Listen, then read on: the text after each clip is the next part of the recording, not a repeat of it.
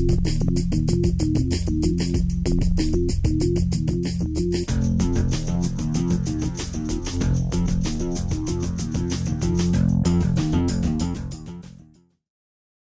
right, so I wrote this book.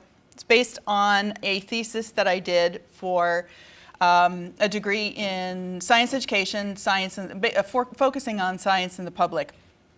And the reason why I did this one, this topic in particular, it's about paranormal research groups, because I think it's an important aspect of our society, and we'll go through why they had this explosion of interest in this sort of hobby.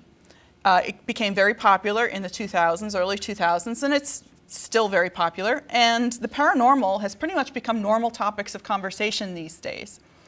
And a look into the actual people who are doing this research actually hasn't been done. There's been a few minor mentions of paranormal groups, ghost hunting groups, etc., in some other volumes, and some other papers, but not a detailed look at who these people are and what they do, and why they do it, and how they do it.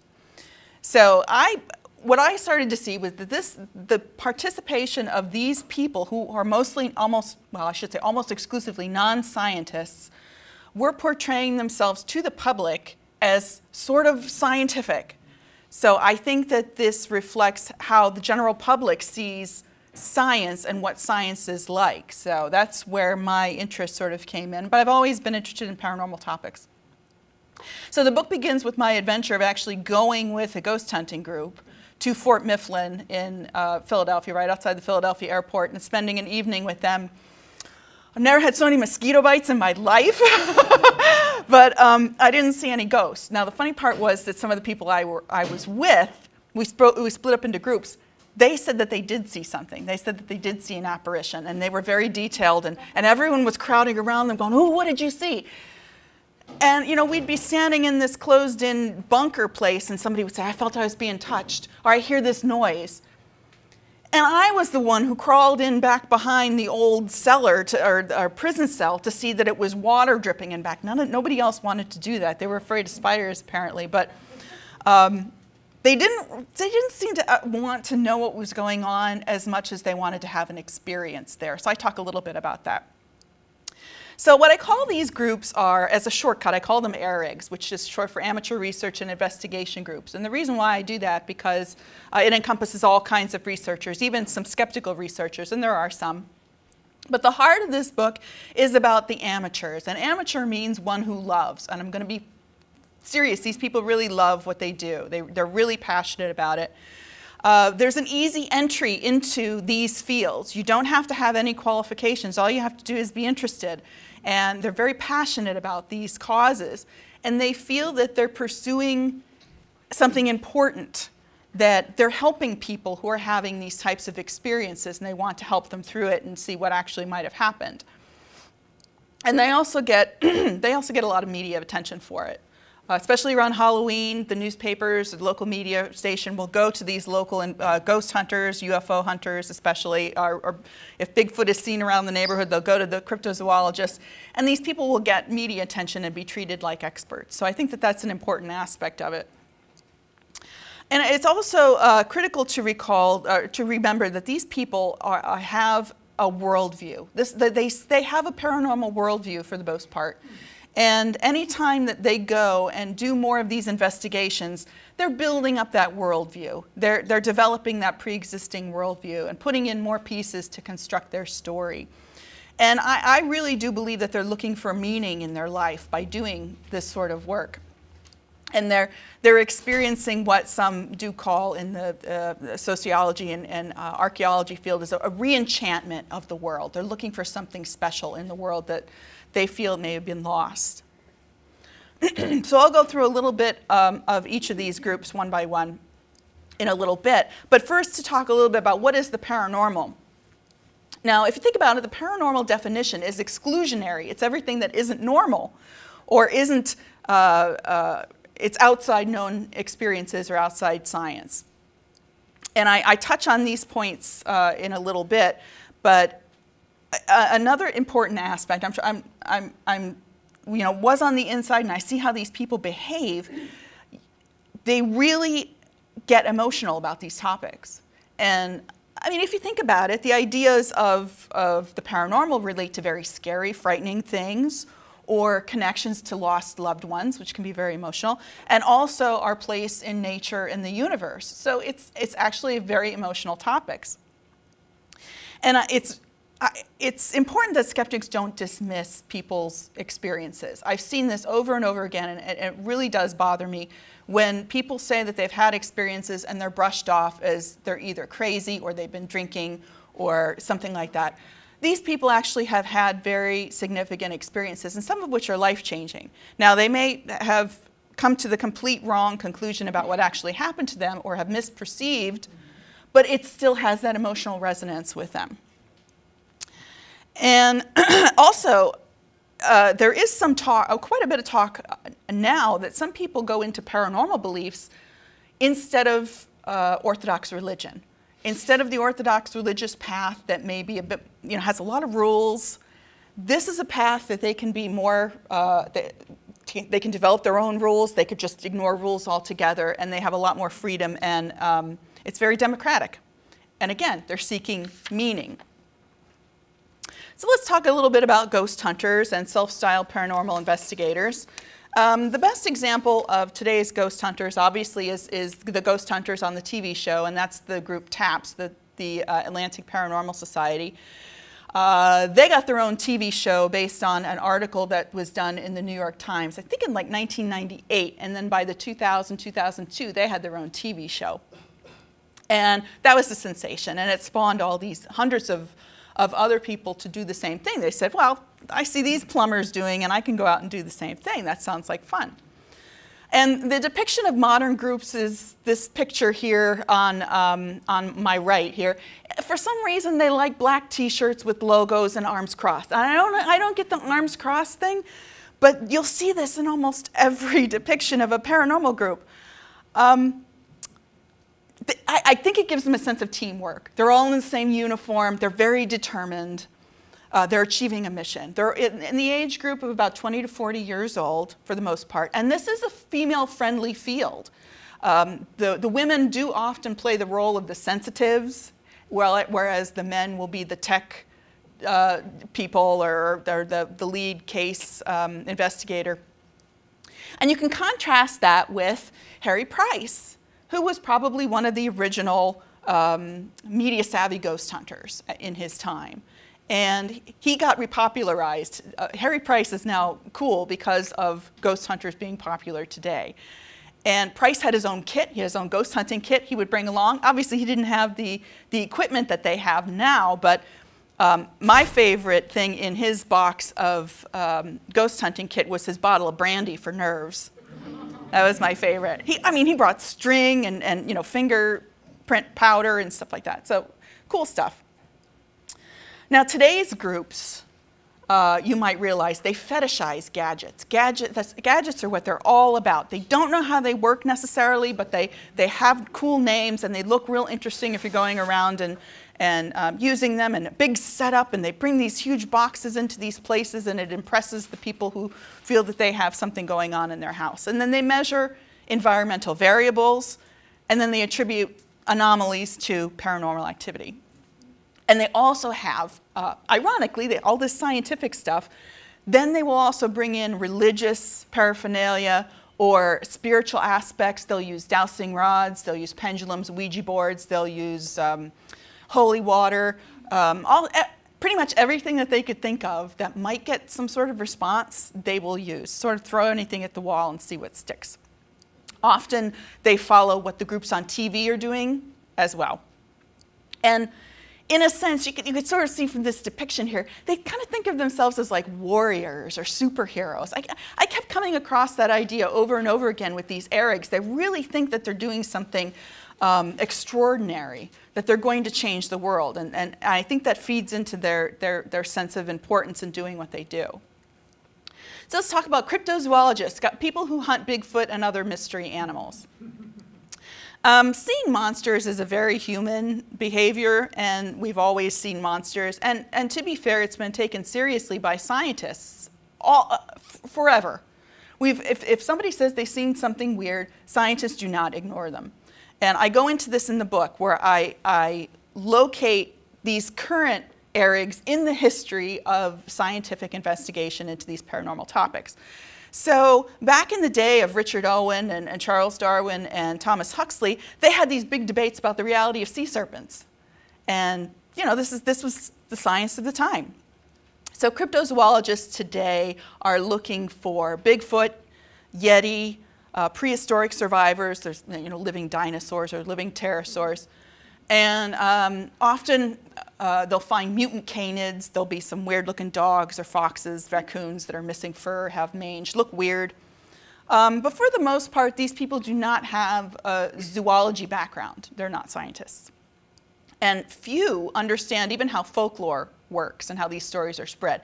And cryptozoology is a lot about folklore. They don't admit it, but it really is a lot about folklore. These kinds of investigators are at home in the woods, talking to witnesses and taking their stories at face value, more or less. They don't necessarily question too much about what the witnesses saw. The witnesses say they saw a weird animal, then they go out looking for a weird animal. Now, the scholarship in their research is generally not high quality, although some are better than others. And the trend towards cryptozoology is actually towards collecting DNA samples, some sort of biological samples that can go and have DNA testing done on them. But that's not going too well because it's expensive and it requires some quite elaborate techniques to make sure that you're not contaminating the sample. It's proved rather disappointing as well. The results turn out to be not so mysterious. And TV shows such as Monster Quest and Finding Bigfoot, you'll see the Finding Bigfoot cast on the far picture there. Those types of shows are again used as an impetus for people to get out in the woods and look for strange animals. Now, in this field, you need a hat. Not necessarily female friendly. I could tell you stories, but I would not say that this is a female-friendly field at all. It's predominantly white male. In the US, these are often very politically conservative white males, but there are exceptions, and there are a lot of good stories in cryptozoology, so it's probably my favorite field. I've always loved that. Next is ufologists. It's hard to encapsulate UFOs today because they involve predominantly extraterrestrial ideas, but also there's a push now for ultra-terrestrial ideas where they're coming from other dimensions. And also there's a thread of consciousness effects. Are UFOs caused by our own consciousness? Now, MUFON is a long-standing organization in the US that they had a great aim. They wanted to unite and train investigators and share data. Now that's ahead of its time because no other one of these ARIG groups do that at all. They're all over the place. But this was an utter failure, and I'll tell you why. They chose money over good research.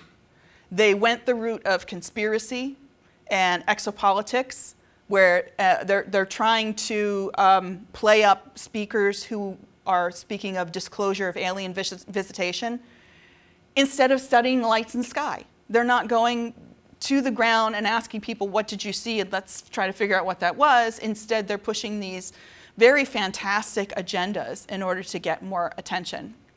So in my opinion, MUFON right now is a confused organization and in some respects rather pathological, and they have different factions, and they're kind of splitting apart right now. A lot of people have left. And other people are trying to reorganize it. So it's sort of in flux. But one thing is that they're trapped in this cultural derivation about UFOs as a craft piloted by these bug-eyed aliens. If you're trying to be taken seriously, why would you pose with this, thing here? Decades of work really have not advanced our knowledge of UFOs at all. There's been horrendous gaffes and hoax exposed. And lately, these hoaxes that have been, well, they're not hoaxes, but they've been released by MUFON or other ufologists as, wow, look at this is great evidence. And within a week, they're debunked by armchair skeptics who can find the actual answer to what they are. So they're really not that good at critical thinking. But to be fair, UFOs are hard to study. You know, they're up in the sky, you can't tell the distance, you can't tell the size, and they can go by really quickly, and they don't leave any evidence. So ufologists have a tough job. They also make terrible TV shows, but great documentaries. And the documentaries have been influential in directing that cultural belief about UFOs. I think everybody has seen at least one of those. But I like the way that MUFON tries to grab people by saying, oh, are you curious? You know, come with us and we'll find out. And instead they start telling you stories about disclosure and government conspiracy. There's been a disconnect. There really is a huge disconnect between the amateurs that I'm talking about in the book and professional psychologists, parapsychologists, zoologists, astronomers, aerospace engineers, physicists, folklorists, wildlife biologists. They're worlds apart. And it's very stark, the difference. And what I did was I looked at like professional parapsychologists, of which there still are some, and what they do and what these investigators do, and it's completely different. They don't even talk about the same thing anymore. And ironically, where there still are professional parapsychologists and like the Society of Psychical Research in the UK, they no longer get called on to investigate local hauntings. The local group gets called in. And they're not real happy about that. They're kind of miffed. One example of that disconnect is that the paranormalists, the ghost hunters, conclude that EVPs, which are electronic voice phenomenon, is a form of spirit communication. And they say it constitutes their very best evidence for life after death. However, it's completely subjective. It's collected in an uncontrolled environment, and there's so many non-paranormal alternative explanations that there's no reason for them to say that they're going to hang their hat on this evidence. It's just not that good. Whereas the academic parapsychologists are in their labs doing controlled experiments on psi power, you know, psychic power, and then they're doing complicated statistical evaluations of that data, and they aren't looking at EVPs at all. They don't even consider them. It's not even considered worthwhile except by one or two researchers who write their own journal about it. And quantum physics is often invoked as a potential explanation for paranormal activity. Are physicists finding ghosts? I don't think so. They're not really focused on that. They're not having these types of anomalies in their labs. So for the ARIGS to talk about this as a quasi-professional field doesn't really ring true. A bit about belief in America. It's high. Paranormal belief is high, and it does not appreciably change, though there are trends. This is a Gallup 2005 poll, and it shows belief in haunted houses by age. So you can see this youngest bracket, which is mostly the age of today's ghost hunters, have the highest belief in places can be haunted. And so that's 56% of people, and that's a key demographic for entertainment. Just, you know, keep that in mind. And it goes down a little bit as you get older. And people do take pleasure in seeing their beliefs played out in the media. They love that. I believe in ghosts. I'm interested in going to see this ghost movie or this presentation about ghost hunters. So they like to see that belief, and they feel vindicated. It reinforces their worldview again, resonates with them. Now this slide is from 2017 Chapman University, a survey of American fears, and it had a component for paranormal belief. This slide kind of blew me away. I was really surprised to see that the highest levels of belief were in ancient advanced civilizations like Atlantis. I just didn't expect that. I would have assumed that, you know, the haunting would be higher or the psychics would be higher. The psychics is only at 19%, and it's still really a popular thing, but yet it's not reflected in the belief in society. The 55% ancient advanced civilizations could be what we jokingly call the ancient aliens effect, where the hugely popular TV show on History Channel could be an influence where actually there are a portion of the audience watching that show that actually believes that stuff is true and not the speculation that it is. And if you do watch it, it's put forward in a very authoritarian way, like a documentary. So people kind of believe it. I mean, they believed when they put on a a documentary about mermaids. So people do tend to be a little less critical about what they're seeing on TV. So now alien visits in the past is higher than alien visits in the present. And poor old Bigfoot is here at the bottom at 16%. I would like to mention the connection between media and belief, because many skeptical organizations in particular tend to cite the media as a cause of rampant irrationality in our culture. But actually, the little bit of research that has been done on paranormal media and belief has not really borne that out. There's no direct connection. It's probably a bit more complicated than that. People consume paranormal-themed media for different reasons, whether that be fictional or documentary style. So it's really not that direct a connection. But it is true that when these themes are constantly portrayed in the media, you get used to it. It seems more acceptable for individuals now to express their beliefs in these things. So we become acclimated to it. And it certainly has reduced the stigma for people to call up the local ghost hunting groups because they think that their building or their house has paranormal activity. Christopher Bader wrote the book Paranormal America, which is in its second edition, 2017. I would really recommend that as a good book that explores these ideas, especially in terms of religion. He's the one who did this survey at Chapman University. Serious leisure, this is an idea by a man named Stebbins, where people find meaning in life beyond their paying job and family. So things that you do every day may not be that fulfilling. You have your leisure time and you do something that you feel is important. And for many people, myself included, what I do for serious leisure helps to define who I am and how, my identity to the rest of the public. So I can kind of understand this, and I found this to be a key to why ARIGS do what they do, and other scholars have independently found the same thing. I pick up their book and they're citing Stebbins as well, and I thought that was curious. So people are seeking meaning in their leisure time. They have a lot of it these days. They have this expendable money and time.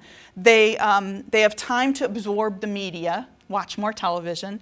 They can visit these enchanted places, these strange places, and they can have personal experiences for themselves, either virtually or in person, on TV, the internet, or actually go there. And of course, they can connect to people of like thinking on the internet, and that just enhances their worldview. Now to the internet. This is also key to the growth of ARIGS. It allowed a free movement of all points of view, no bars, no editors, completely democratic. And the internet was where I studied the ARIGS presentation to the public. What was the interface that they gave to the public? What did they want the public to see them as? So that's what I looked at. 1,000 websites I looked at in 2009, 2008, 2009, somewhere around there. And, but what I found on the internet was there was even a benefit to debunking, because there was lots of paranormal stuff put on the internet, but there was also an opportunity for the debunking aspect to be put out there as well. And even old media like radio and TV shows benefited from websites, fan forums, and social media. So there's been an interconnection between old and new media. And of course, YouTube. If you were a ghost hunting team and you didn't get your own TV show, you can put all your sizzle reels on YouTube and try to get attention there. And YouTube is loaded with those types of things, and these ARIGS putting their evidence up for the public to see and showing what they're doing. The biggest draw on the internet is places where people can share their own stories about paranormal things that happened. Paranormal pop culture, I want to spend a couple minutes on this slide. Paranormal media is big business these days, and it's not just TV shows, which exploded with the growth of expanded cable, but also news coverage uses it, radio, internet media, like I said, podcasts. So here are some examples of TV fiction, reality TV, film, advertising. Like it or not, this is where people get most of their information about the world. You know, they're looking at the media and they're absorbing this type of stuff, and it just becomes like a part of you. It almost isn't as if you believe it's true or not. You just know that it exists out there, and lots of people are familiar with it. Now, people want to believe. They absolutely want to believe. They don't want to have their fun ideas squashed by people like me. And that belief gets reinforced by these media products. Now, Most Haunted came before Ghost Hunters. Most Haunted was in the UK, a TV show. And interestingly, it was developed to appeal directly to women. The person who put forward the show noticed that these women's magazines, the popular articles were about psychics and astrology and things like that. So he said, why not make this show? And it was insanely popular, and it went away for a little while. It's back again. It was just a really popular show. And now there is something in the UK called the Most Haunted Effect, which is where places that are featured on the show now have a gigantic jump in tourism because of being on the show, and people want to come and experience it themselves. Ghostbusters also made a resurgence this past year, and I found incidents where real-life parapsychologists said that they were influenced by Ghostbusters. So talk about unreality. Ghosts these days don't come with green ectoplasm, and they don't look like you don't get the real-life cases that appeared in the movie. They don't look at all alike, but it really had an influence. Now, paranormal reality TV has its niches. Ghost Adventures is a show that appeals to young women who tune in to watch the hunky dude bro host, you know, challenge ghosts to come at him. Paranormal State is a show that targeted ambitious young adult collegians, and you could say that they were fighting their own demons, their own personal demons. And of course, the X-Files stoked conspiracy theorists. So we see a sub-audience appeal for these types of media products, and all these media products promote people to go experience it themselves. So what we have is also a resurgence, maybe not a resurgence, I think it's always happened, but kids and young adults, and even not so young adults, doing a legend trip, going to these places and testing the reality of the haunted space or the monster lore or the spooky legend. And paranormal tourism has blossomed. It's become economically important, even critical to several locations, Gettysburg being one of them. And York in the UK is also huge with ghost tours and commodities, just commercial quantities of stuff going on there where people are actually going there just to spend the money on these paranormal experiences. So they're seeking out these haunted places. And like trespassing is now like an extreme sport. You break into one of these so-called haunted places and in order to say that you've been there, and of course you scare yourself silly while you're there. But I was able to confirm in my research that reality paranormal TV was very influential to the formation of ARIGS. Some of their missions and goals. These are their basic goals that they expressed. You know, they want to investigate, they want to secure the evidence, they want to educate people. But I want to read some specific quotes that I found in the book. So let me read some of these missions and goals that they posted on their websites. Furthering the science. That was in the Shadows Paranormal Project. Bringing science and the paranormal together. Helping the scientific community embrace the world of the unknown. Compelling the scientific world to action. I don't know what those mean. They sound good. One group had a detailed list of A through E on their missions. And I won't read them all, but they were actually contradictory. I'll read A, and you can figure out how they're contradictory. A was to scientifically and without bias or prejudice, explore the realm of the paranormal. B, to attempt to prove the existence of claimed paranormal activity or beings. And E was to educate the membership and public on the existence of the paranormal. I'm not sure they know what bias means in the first one, or prejudice, because they're pretty biased. They already have a set idea of what they're looking for. Now, let me just say, these aims were in good faith. They really were. They sound impressive, but they just aren't realistic. And I want to read a bit about the methods that they use, which also, straight from them. I'm not making this up. Everything we do is through a very scientific approach. We should be using ourselves as the first tool, then technology. Our minds tell us what's real and what isn't.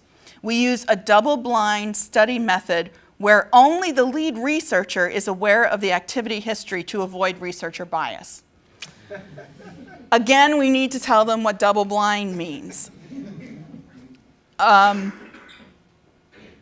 We may use sensitives to assist investigation toward a scientific conclusion. Last time I checked, sensitives weren't scientific, but in conjunction with scientific instruments, investigators also use natural, clairsentient abilities to study the nature of paraphysical reactions humans experienced while being exposed to potentially supernatural phenomenon. And our group uses a mix of modern equipment, elements of scientific methodology, psychic ability, quantum theory, meta and quantum physics. We use tools of science as well as our feelings. So again, that whole throw it at the wall and see what sticks. You can see the fundamental misunderstanding of science. Yet there they are using those words as if they're authoritative.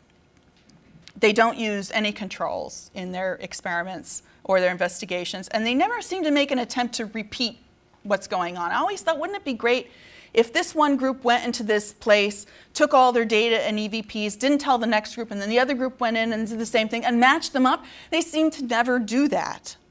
Basic stuff they seem to never do. And then there's a problem with the group dynamic when they're reinforcing bad methods within their own group and actually conclusions. Did you hear that? Oh yeah, I heard that. What was that? But, oh yeah, I heard that too. There's just no sense of controls and objectivity. And I sum it up by this very sciencey equation at the bottom. IDK T4 equals P sub n, if anyone knows what that means. Kenny, do you know what it means? I don't know, therefore paranormal. That's right.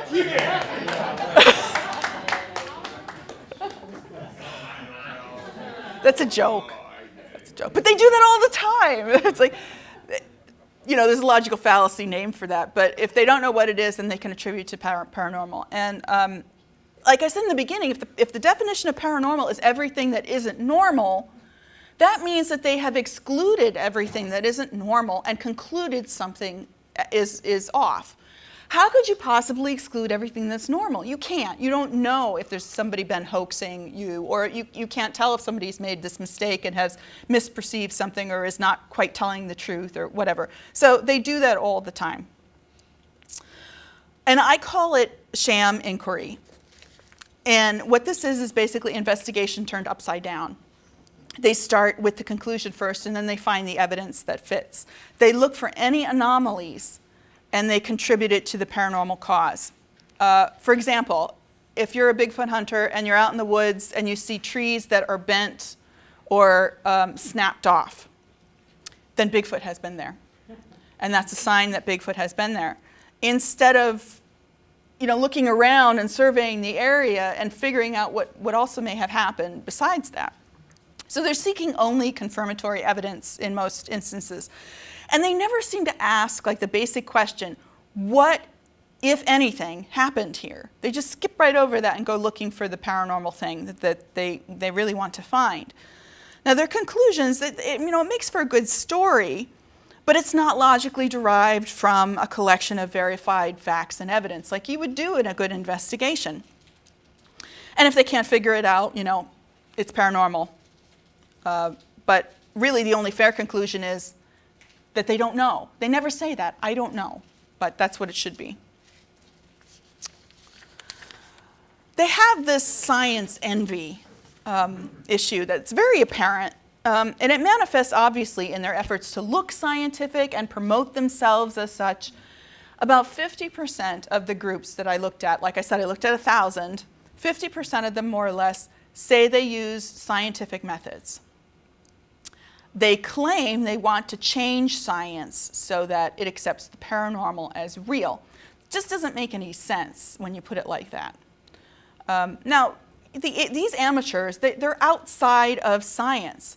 And science is tough. And there's a reason why it's tough. And there's a reason why it's privileged in our society. It's because it's tough to do.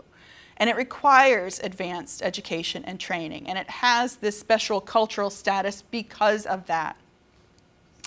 And unfortunately, the ARIGS are ignorant of all the, I don't mean ignorant as an insult, but they really don't go back and look at the old research that has been done before about all these topics because they don't have access to the scientific literature. And even if they did, I'm not sure that they would be able to read it. I can't often read some scientific literature in my own field because it's got so much jargon that I'm not familiar with. So it's difficult. They also really are not trained in any research method, and they absolutely cannot write up a case report. They're just horrible to read. Yet they have portrayed themselves to the public as experts, and in many cases as scientific, that they're not hobbyists. And they often consider themselves like fringe or maverick scientists. Here's a quote on what one group, how they portrayed themselves. Let's think of it being their paranormal investigation as a science just being born. With future work by paranormal investigators, our research will eventually be accepted. Science in general looks at the paranormal field still as a new or undiscovered science.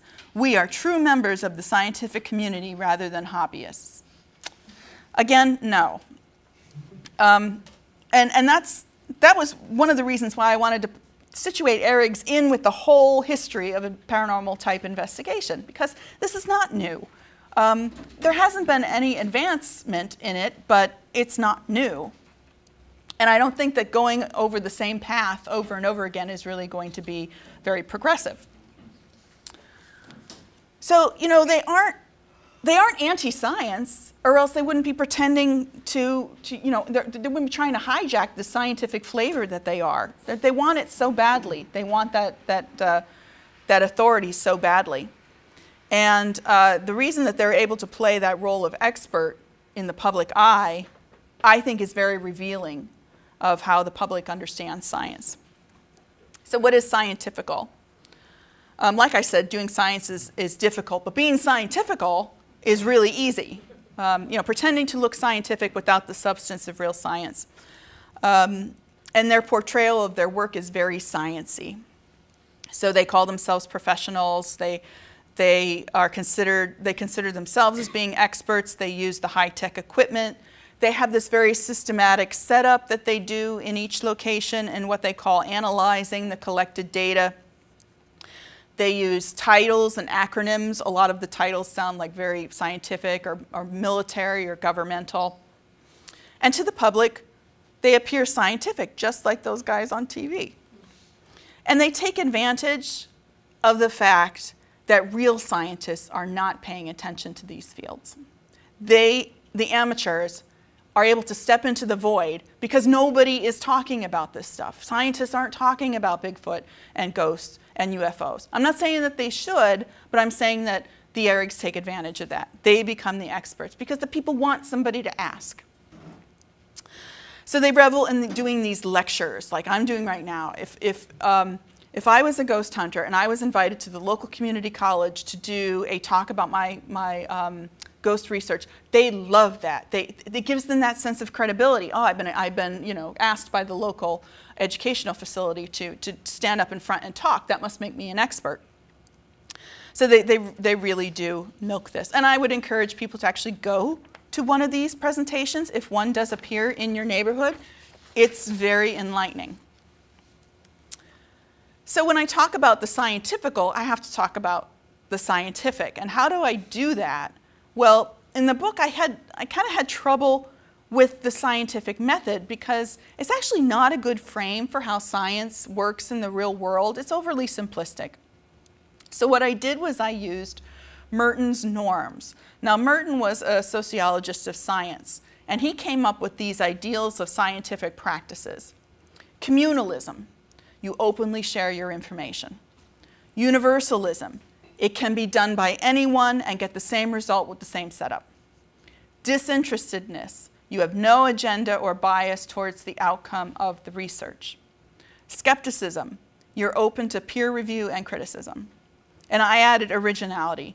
That means that you know what's been done before and you build off that to make progress. So when that 50% of ARIGS that said we use scientific methods, I went to a few of them and I asked them, what do you mean? They can't even define what those are. It was amazing how quickly they backpedaled when I asked them about it. They said, oh, well, we're systematic, we're careful. That's what they thought scientific meant. Every one of Merton's norms was ignored or openly violated. And here's one example. Only the psychically sensitive people can obtain communication with spirits in some cases. That's not universal, that's special. So it's not scientific right there.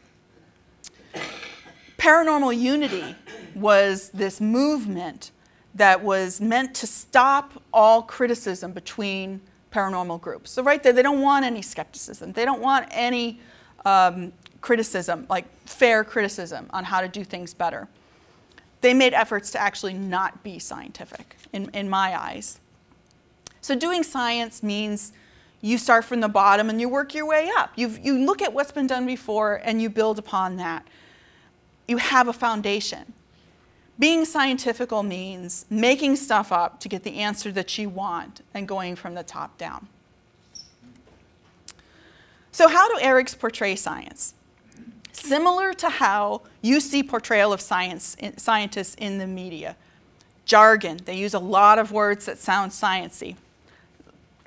You've definitely heard these. Here's my list. Frequency, resonance, energy, electromagnetic, quantum. Lots of different kinds of fields, but no explanation about what those even mean. Theory and hypothesis is used a lot instead of idea or speculation. They use imagery and equipment. Looking a certain way, doing certain things. It looks complicated, it looks technical, it's serious, they're professional. You see that word a lot, professional. They're mimicking science.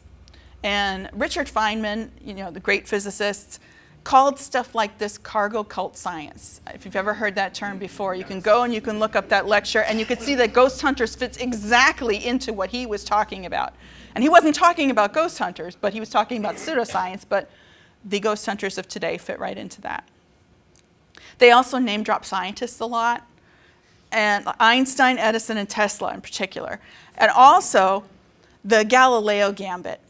So, this was used particularly by one veterinarian who claimed she found Bigfoot DNA to be that of a hybrid human, and then she was kind of ridiculed for it. And of course she said, well, they ridiculed Galileo too. And well, look, you're no Galileo, but, it makes them feel good.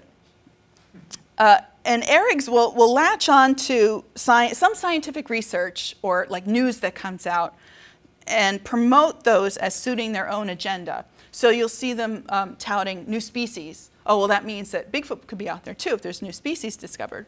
Or ideas about environmental influences on perception. Or like if something new comes out about quantum physics, they'll say, oh, yeah, we can use that to explain ghosts. They will latch on to that news event. And unfortunately, they remove the context and they kind of distort it. So it doesn't necessarily make the same sense as it, doesn't make sense in their context.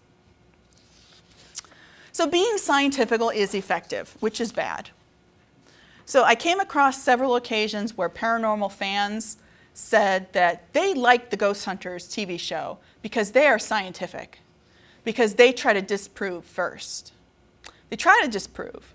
Sometimes they do. Once in a while, they throw one in there. But for the most part, they're looking to show that paranormal is real. And I think this issue is really the core of the book. Why do people fall for pseudoscience, bad science, pretend science? And so I go into a description of how science has alienated itself from the public. And I think that really is something that's, it is what it is for various reasons. Scientists don't talk to the public very well about what they do. And I'm an advocate of science appreciation. I know that every kid in elementary school is not going to grow up to be a scientist. They don't need to know the periodic table. They don't need to know scientific facts that they can now look up in books. What they need to know is how science shapes our lives and how it's important in making our society better. And again, when scientists don't take an interest in what people see as these mysterious things, why aren't scientists looking into UFOs? Why did they discount them? They just brush them off. The ARIGS step right in and assume that role because they're sympathetic. They'll listen to your story. They believe you. And they fill a need, and like it or not, they fulfill a purpose. Who are you going to call, right? So 2 more slides. Skepticism. The role of skepticism is really curious. ARIGS seems to see skepticism as both useful and as a pain in the ass. And they misunderstand the concept. Here's a good quote. This quote. The open-minded, healthy skeptic considers that the paranormal explanation may be the more plausible answer. That was from Paranormal and Research Association, PARA. So, you know, I'm being told from a paranormal group what it means to be a skeptic. I didn't like that too much. There are other ways that ARIGS interact with ideas about skepticism, and one of them is this avowal of prior skepticism, which is, I used to be a skeptic, but I had this experience. So what they're doing is they're setting themselves up as not being a gullible person. You know, I used to not believe this, but then something very, very special happened and changed my mind, so you should believe me. Use of the token skeptic in every group provides some sort of semblance of balance. Oh, this so-and-so, she's our skeptic of the group. But they are outright hostile to openly skeptical people, and they reject any input. I mean, I've offered, can I take a look at your methods? Can I help you out with this? No. You know, they don't want them. They call us scoffers, scoff-ticks, skeptibunkers. That's the newest one. They don't want criticism at all. They only want their beliefs reinforced. But the skeptical point of view is actually really important in the media because it's the foil and it's the alternative view in a news story. And it is a way that you can get that reasonable view into a conversation and be sought out. Of course, you don't know what they're going to do with your quotes, especially on TV, but you know, often these shows do want the skeptical view. But the message has to be crafted really carefully if you're talking to these people because most skeptical spokespeople are very dismissive and arrogant, and they just put these people down. They call them stupid. I've seen them called idiots. You know, out you know, on Facebook, it's just a cesspool of people yelling at each other and calling each other names, and that's not helpful. I mean, if you're trying to actually change somebody's mind, you have to do a better job than that. And it just creates more hostility. And it really closes that door, I think. I think we can do better. Some of us are kind of working at like talking to the paranormal groups and saying, look, I'm really interested in this stuff. I think that maybe something weird happened. Can I come along? Can I give you, you know, can we just discuss this? Sometimes they're pretty open to that. So that's the way like people like me and Kenny try to get a conversation going between these groups and maybe sort of slowly change them into a more rational direction. Speaking of a new direction, I closed the book out with 2 real-life stories of normal people who did or didn't change their minds about paranormal beliefs and practices over time. Now again, these are normal people. They aren't stupid. They have a different worldview that they have built for themselves. And like I said, it's difficult to dismantle that worldview. It's easier to keep sticking things onto it and reinforcing it. So they have these experiences that they perceive as paranormal, and that those can be profoundly disturbing and confusing, and it really upsets people. And I respect that, and I never tell people what I think that they saw. All I can do is provide other options and opinions. If they wish to consider that. If not, that's fine. I said my piece. So I have nothing against paranormal investigators, but where I have the problem is when they present their unsupported conclusions to the public and claim expertise or scientific methods. So I think that's when it's fair game to criticize them, and like I said, we should be thoughtful about this criticism. So I provide at the end of the book a framework for a new way that ARIGS can actually be useful to science and their community by more cooperation. But it requires introspection and sort of a change in their goals and missions and more working towards understanding methods. And I don't think they're going to do that. They kind of got a good deal going right now. And I don't think that they're going to change it. If they see themselves as experts, if the public sees them as experts, if they see themselves as seekers, warriors, superheroes, doing an important job and going to change the world, they're not going to change what they're doing.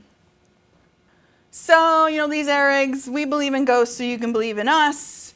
And then they do things like, you know, this is an EVP collection event where they're getting these voices in English at a German castle. So, you know, if the public continues to subscribe to paranormal beliefs, which they will, and buy into this act of being scientifical, then ARIGS and the people pretending to do science will continue to be influential. That's all I have. Thank you.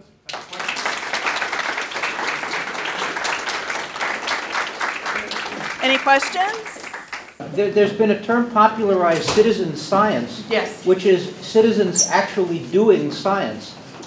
Are these people claiming to be, trying to be, pretending to be citizen science and sort of hitchhike along on that reasonably credible methodology? Right. I bring that up in the book. There's a section on citizen science, and I've actually only seen it mentioned once with regards to cryptozoology, Bigfoot hunters, where they were actually teaming up with an actual genetics expert to bring him samples. And then he would do the actual credible analysis of the samples.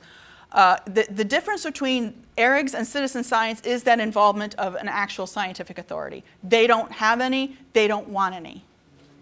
But that was my suggestion. If you want to actually do something productive, you can do that. But you have to give up some of your democracy, your freedom in doing whatever you want.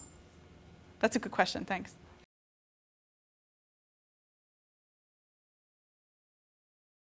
Yes and no. They will publish, like, there's a few monographs that are published.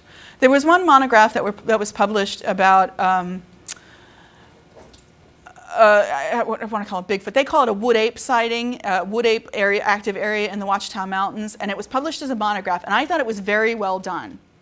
And I said it was very well done. I didn't necessarily agree with everything that was in it, but it was presented in a way where you can do a fair critique, and they put it out to everybody to do a fair critique. I got laughed at for taking it seriously. And I wrote back to them and I said, I thought this is a great job. This is what everybody should be doing. And my so-called skeptical colleagues just kind of laughed at me. Why are you paying any attention to them? So even when they do try to make that kind of effort, and most of them do not because it's a lot of work, it doesn't get taken seriously, which is a shame. You've obviously met a lot of true believers that have been into this for years or maybe decades. Are there any, that have abandoned their faith and said, I finally realized this is a hoax. There is no Bigfoot. There are no UFOs. I've come to my senses or whatever. There are quite a few. There actually are quite a few. In fact, as part of the book, the ending book, I describe two of my friends who started out as ghost hunters, and between interacting just with themselves, just like having a friend there to bounce ideas off of, they started to go down this other path. And they tell a funny story to me about how they run a podcast, a radio show at the time, where they had James Randi on the podcast, and they argued with him about something. And now, today, they look back at it and they say, God, I was such an idiot. He was right. And I was trying to argue with him, and they actually did a complete 180, and now are pretty skeptical. So it does happen. It can happen. Yeah. So you talked about the difference between academic paranormal researchers and amateur guys. Did you notice a difference when it was an amateur who had a higher education background, so like a former engineer who then is looking for some people have a degree and try to research something completely unrelated? Computer science was a big one. A lot of ARIGS have a background in computer science, and then they call themselves a scientist. It's not quite the same as like a biologist or a physicist or, you know, I'm a geologist. But they use that cachet of the scientist word. But yes, they're much more sophisticated in their language. Do they tend to go different places than like the plumbers? No, they pretty much go all the same places, but it's very curious because you'll see the mishmash of beliefs as well as the mishmash of equipment. Something like electromagnetic fields. Part of the community thinks that electromagnetic fields come from the ghost, where the other half thinks that the electromagnetic fields cause a perception of ghosts, or the electromagnetic fields helps to manifest the ghost. It's like it's across the board. So yes, if you're more scientifically sophisticated, they will have a more sophisticated idea of what's going on. It won't be just demons.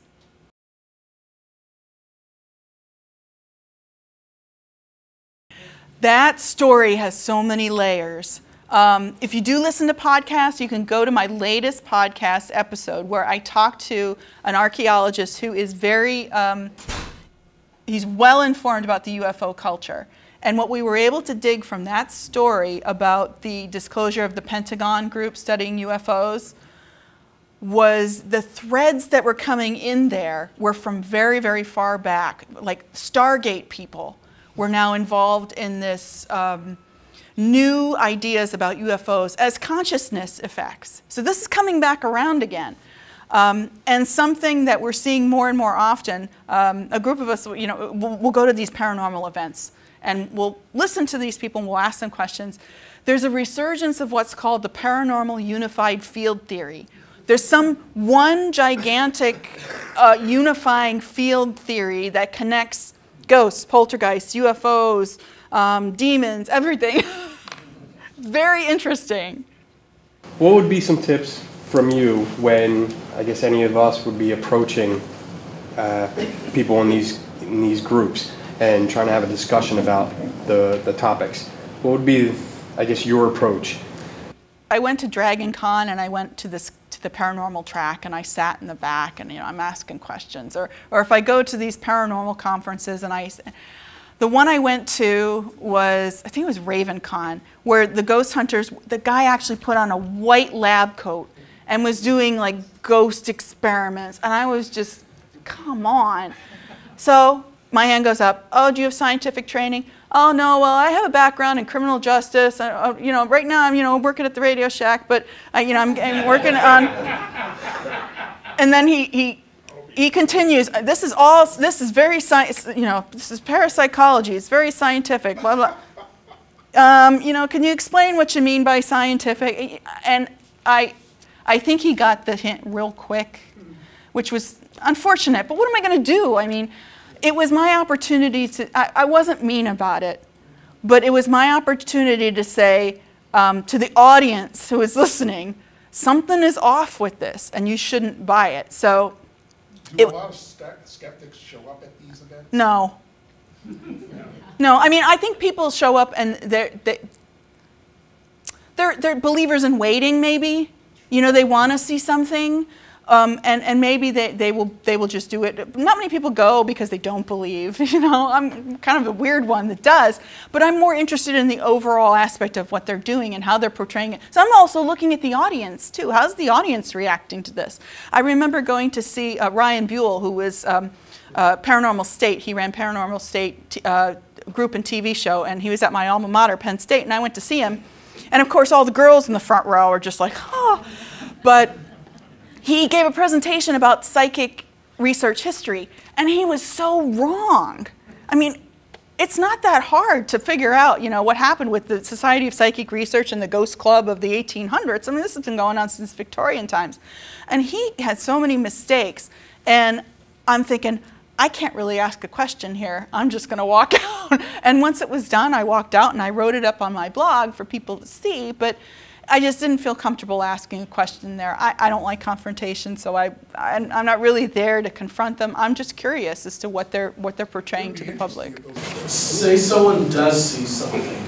is there a list of, say, citizen scientists or mainstream group or some place that would do some scientific work as opposed to just sending it off to MUFON and hoping they get lucky or something like that? Right. If you say you have an experience and you want somebody to look it up and you go online and you look for that, you're going to get directed to these pro-paranormal sites.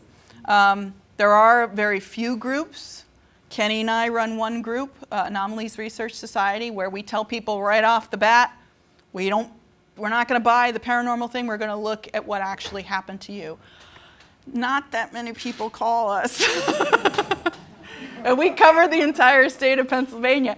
But when they do, they're pretty much they're giving us the same stuff. They're giving us funky photographs, they're giving us stories, and once we tell them, you know, okay, well, you can keep a log, or can you show us this, or can you give us details, or can you give us the original negative, or, you know, the original photograph so we can look at it, and things start to fall apart, they don't like that. They go someplace else. So it really depends on the person and what they're aiming for. I think if they were aiming for a good answer, they might seek out more credible investigators.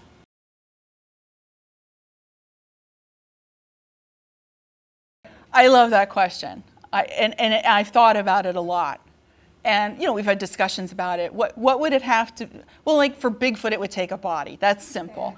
But like for me to have a personal experience, which I've never had a personal experience that I can say was so weird that I could say it's potentially paranormal, because I know I'm fallible. I know I can make mistakes. I know that I can misperceive something. I know that something can go wrong in my brain or whatever. And I don't think most people realize that they're fallible, that their memory is bad, or that they can misperceive things, or something can go wrong. You know, if I have an epileptic seizure or something, and my electrics in my brain go funky and I see lights, whatever. I know all the potential things that can happen, so it'd be really, really hard. I want the Bigfoot body, you know, that's what I want. Then I'd believe.